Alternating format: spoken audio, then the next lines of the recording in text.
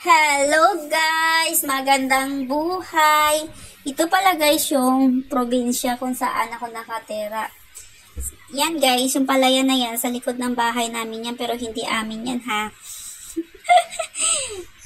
Kasi pinasa to ng asawa ko sa akin guys, kasi nilipat na daw niya yung 45 days na manok niyang inaalagaan. Kasi sabi ko sa kanya, mag-alaga muna siya ng 45 days na manok habang hindi pa nagbubuntis yung inahin namin. Kasi dati guys, mayroon kaming inahin 3. Kaso lang, nung last January, nagkaroon ng pandemic yung mga baboy doon. Guys, halos lahat ng baboy namatay. Tapos yun nga, nasali yung 3 inahin namin. Sayang. Tapos bagong panganak pa naman yung isa doon. Tapos yung isa buntis. Tapos yung isa manganganak din. At ito na nga pala yung yung niya guys, yung 45 days na manok niya, nilipat niya muna doon sa loob ng tangkal at nilagyan niya ng palay para mayroong paglalaruan yung mga manok niya. Pa 3 weeks na daw yan.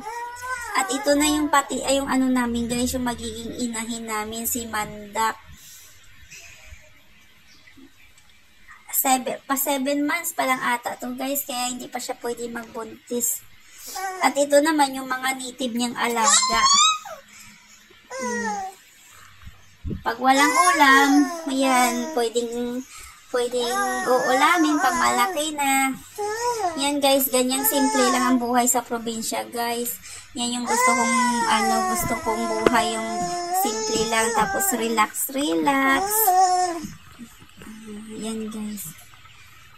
Kaya sabi ko sa kanya, mag-alaga muna siya ng 45 days habang wala pa kaming patining ngayon. Kasi last month lang kami nagbinta ng patining. Tapos ang mahal ng PE, kaya wag muna. Sabi ko mag 45 days ka. I-try mo naman yung mga manok mong 45 days.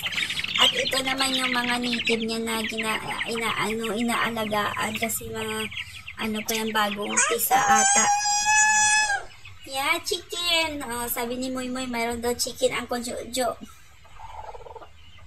Where's Uncle Jojo chicken? Chicken.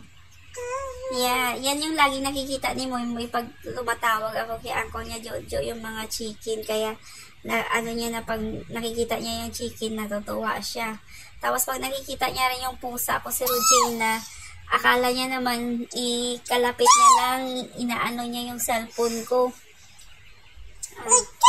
Yes, thank you for watching sa Simpleng Buhay.